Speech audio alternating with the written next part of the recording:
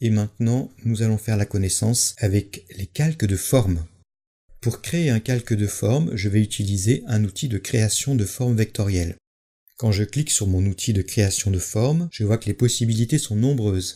Je peux créer un rectangle arrondi, une ellipse, des polygones, des traits et un outil forme personnalisée, et c'est par là qu'on va commencer.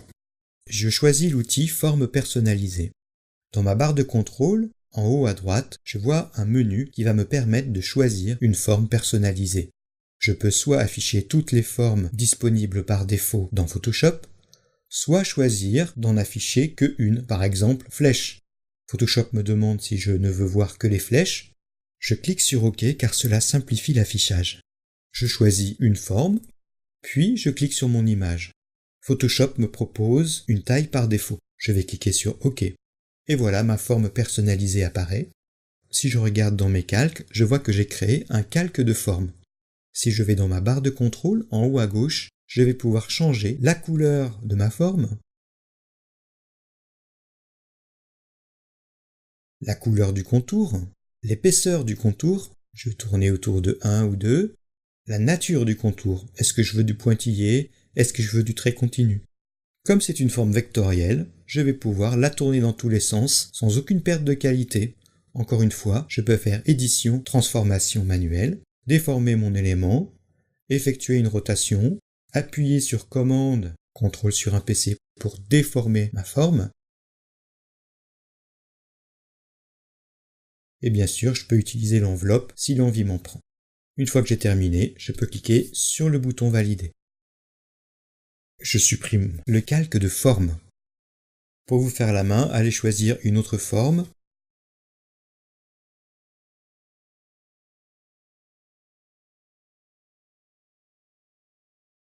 Et vous allez voir qu'en cliquant glissant, vous pouvez choisir très rapidement la taille et les proportions de votre forme. Et donc on a vite fait de remplir sa page avec plein de formes personnalisées. Observez que à chaque fois, nous créons un nouveau calque de forme. Dans ma palette calque, je vois que j'ai beaucoup de calques de forme. C'est le calque du haut qui est sélectionné. Pour sélectionner rapidement tous les calques, je vais appuyer sur majuscule et cliquer sur celui du bas. Ça va sélectionner de haut en bas tous mes calques. Puis je peux cliquer sur le bouton poubelle et tous mes calques vont disparaître. Je valide en cliquant sur OK. Maintenant, nous allons construire nous-mêmes notre forme en associant des formes simples entre elles. Associer des formes simples entre elles est la meilleure façon de commencer à créer des formes vectorielles. Je vais choisir mon outil rectangle, puis dans ma barre de contrôle, choisir la couleur de fond, par exemple un brun. Pour régler la couleur de mon contour, je vais tout d'abord choisir la même couleur. Puis je vais cliquer sur le bouton en haut à droite qui représente les millions de couleurs. Une nouvelle fenêtre de choix de couleurs s'affiche.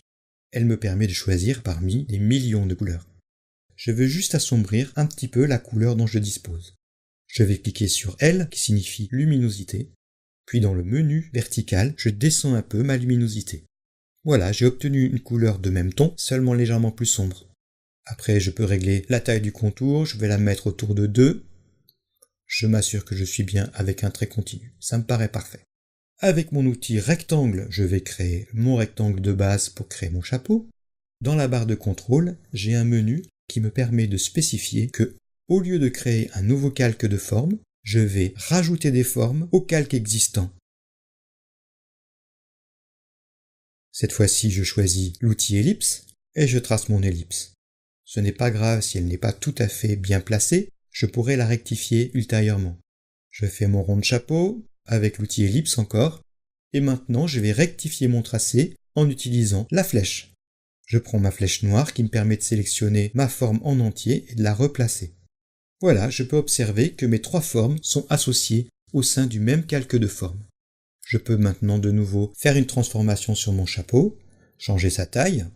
Donc je vais dans Édition, Transformation manuelle, je change la taille, la position, je fais une petite rotation, je peux même déformer librement la forme de mon chapeau. Encore une fois, c'est du vectoriel, donc c'est comme si j'étais dans Illustrator. La qualité des formes ne souffrira pas, je ne verrai pas apparaître d'escalier. Voilà, ça devient un très joli chapeau de pluie. Je valide. Si je ne veux plus voir les traits gris à l'intérieur de mon calque de forme, ces traits gris qui représentent chaque composante de mon calque, il suffit de désélectionner temporairement mon calque et je vois la forme telle qu'elle va être créée dans Photoshop. Si j'ai envie, je peux aller travailler de nouveau chaque forme individuellement pour ajuster tel ou tel détail. Je vais commencer par agrandir mon contour. Je peux reprendre ma couleur. C'est un tout petit Illustrator qui se trouve dans Photoshop et qui est souvent bien pratique. Voilà, j'ai changé la couleur de mon fond, j'ai changé la taille de mon contour, et maintenant nous allons voir l'avantage du vectoriel. Volontairement, au début de l'exercice, je vous ai fait choisir un format de page en basse résolution. On était en 72 dpi, en 800 par 600, c'est pas très grand. Imaginons qu'à présent, j'ai besoin d'imprimer ce visuel. Il va me falloir du 300 pixels par pouce, comme vous le savez. Alors je vais dans Images, taille de l'image, et je vais changer ma résolution. Dans Résolution, je tape 300, puis OK. Voilà, mon image est maintenant prête à imprimer. Je peux voir que sa qualité est restée impeccable. Si je fais Affichage, taille réelle des pixels, il n'y a eu aucune perte. Et si je fais Affichage, taille d'impression, tout va bien, mon image va s'imprimer. Il faudrait peut-être juste qu'elle soit un peu plus jolie, mais ça c'est un autre problème. Alors maintenant nous allons voir les objets dynamiques. On va revenir à ce qu'on a vu en début de leçon. Comment faire pour obtenir des images qui peuvent se déformer à volonté dans Photoshop sans perte de qualité. On peut obtenir cela avec les objets dynamiques. Tout d'abord, nous nous rendons dans Illustrator. Voilà un dessin créé dans Illustrator. Vous pouvez l'observer, on est bien dans Illustrator. Vous pouvez choisir n'importe quelle image pas trop compliquée créée dans Illustrator. Vous allez sélectionner votre tracé et puis faire Édition, Copier. Tout simplement, un simple copier-coller. Je reviens dans Photoshop, je vais faire Fichier nouveau. Voilà, je vais prendre toujours format web, un petit peu plus grand peut-être. Je vais prendre 1024 de haut. Et maintenant, je fais Édition coller. Et là, Photoshop a compris que c'était un tracé Illustrator. Et donc, il me demande au juste ce que je veux. Soit objet dynamique, soit pixel, soit tracé, soit calque de forme. Ici, le plus intéressant pour nous, ça va être objet dynamique. On va cliquer sur OK. Mon image apparaît. Je vais pouvoir lui donner la dimension que je veux.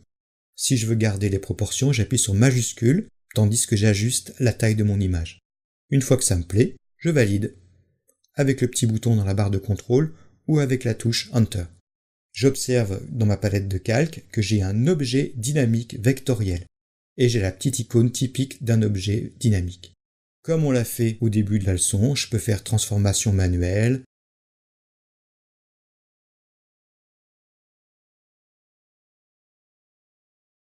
valider, refaire transformation manuelle, et je retrouve mon image. Pas de perte de qualité. Je peux déformer mon image.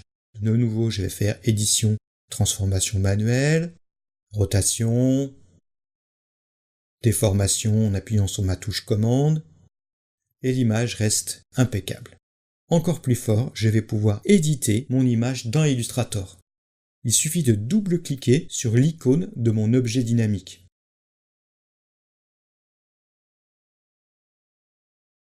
Je valide l'avertissement et là, je me retrouve dans Illustrator. Non pas dans mon fichier original, mais dans un fichier spécial qui est inclus dans mon fichier Photoshop qui s'appelle Objet dynamique vectoriel.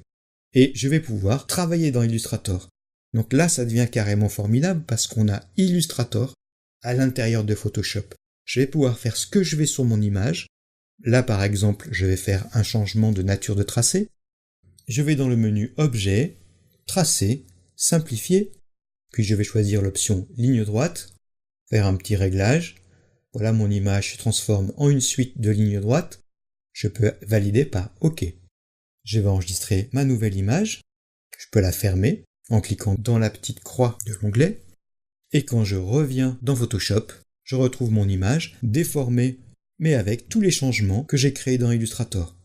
Donc là, on peut vraiment avoir un visuel de Illustrator qui va être une composante de votre image Photoshop. Ça ouvre des portes énormes parce que ça vous permet d'avoir le meilleur des deux mondes dans le même fichier. Dans cette leçon, nous avons vu comment on pouvait créer des objets vectoriels dans Photoshop. On a passé en vue la plume pour créer des tracés, l'outil texte, les calques de formes, les formes personnalisées, et enfin, importer une image Illustrator dans Photoshop sous forme d'objet dynamique.